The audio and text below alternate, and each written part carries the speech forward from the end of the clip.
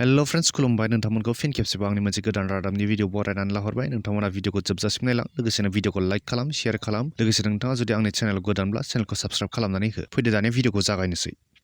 भारताव गिबि खोलोबनि लकसभा बिसायख'थिनि भट सोनाया मैया 19 एप्रिल खालि जानानै थाङो बे गिबि खोलोबनि भट सोनायाव भारतनि 21 रायजोनि 102 बियाबाव भट सोनाया जालाङो थिग बे लेखायैनो आसामनि मोनबा बियाबाव बे भट सोनाया जायो जरहाट डिब्रुगड़ लखिमपुर काजिरङा आरो सनितपुर बियाबाव मैयानि गिबि खोलोबनि भट सोनाया जालाङो बे मोनबा बियाबाव गासै 35 जन बिजाथिफोरनि थाखाय जालाङो गाहायै जरहाटआव गौरव गगৈ आरो तपन गगৈ डिब्रुगड़आव सर्बानन्द सनवाल आरो लुरिनज्योति गगৈ काजिरङायाव रसलिना तिर्की आरो कामाख्या प्रसाद दासआ लखिमपुराव प्रदान बरुवा आरो उदय शंकर हाजरिका आरो सनितपुराव रन्जित दत्त आरो प्रेमलाल गन्समोन बायदि हाई प्रफाइल बिजाथिफोरजों लोगोसे गासै सा 35 जननि भट सोनाया मैया जानानै थाङो मैयानि भट सोनायाव डिब्रुगड़नि बिजाथि सर्बानन्द सनवालआ रायजो राजानि भटनि हेफाजाबावनो सुबुंखान्थिनि गोहोआ सोनारो आरो रायजो राजानि भट होनो लोब लोब फैनायखौ गोजोननाय फोरमायो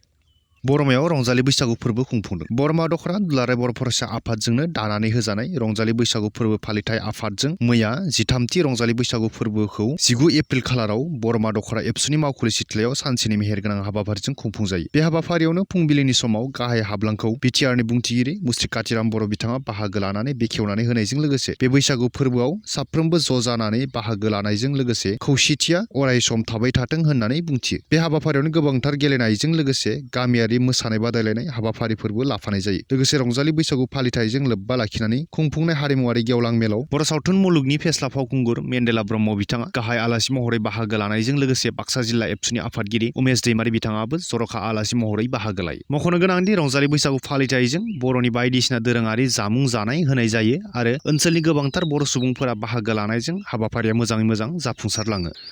सेथि खोलोबनि भट सोनाया मैया गोबांथार बियाबावनो गोजोनै जोबलांबाय नाथाय थामथि खोलोबनि भट सोनायनि बिजाथिलाइ गथायनाया मैया 19 एप्रिलाव जोबथि सानमोन बे जोबथि सानाव 1 नं क'क्राझार लकसभा बियाबनि थाखाय BPFआ बिजाथिलाइखौ गथायबाय BPF हानजानि जानानै BTCनि बारग' डेपुटि चिफ खाम्फा बरगयारिया मैया बिजाथिलाइखौ गथायो खाम्फा बरगयारि बिथाङा करमतलायाव थानाय गावनि न'निफ्रायनो मोनसे गेदेरथार हानजा सुरनानै गावनि बिजाथिलाइखौ क'क्राझार लकसभा बियाबनि रिटार्निं अफिसार प्रदीप कुमार देविदिनो गथायो खाम्फा बरगयारि बिथाङा बिजाथिलाइ गथायखांनायनि उनाव खौरांगिरिफोरनि सिगाङाव बे बाराव BPF दोलोआनो 100% देरहागोन रावबो पार्टिया फेक्टर जानो हाया BTCआव क'क्राझार आरो दरं उदालगुरियाव BPFआनो देरहागोन होननानै बुंथियो बेजोंनो लोगोसे थांनाय 18 एप्रिल खालाराव गुवाहाटी बिजिरसालिया ST नङा होनना फोसावखांनायनि उनावबो मैया नबकुमार सरनियायाबो गावनि बिजाथिलाइखौ GSP दोलोनि जानानै गथायो मख'नो गोनांदि GSP दोलोनिफ्राय फारियै घनश्याम दास आरो बिनिता देकायाबो बिजाथिलाइखौ गथायहोयो